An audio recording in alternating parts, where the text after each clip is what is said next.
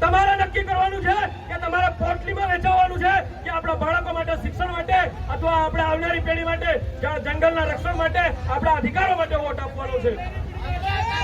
કોઈ પણ પાર્ટી પક્ષનો માણસ હોય, કોઈ પણ નેતા હોય, જે સમાજની વાત કરશે, ભીલ પ્રદેશની વાત કરશે, યુવાનો અને સમાજ એની પડકે ઉભો રહેશે. કોઈ પાર્ટીની ગુલામી નહીં કરવી પડે.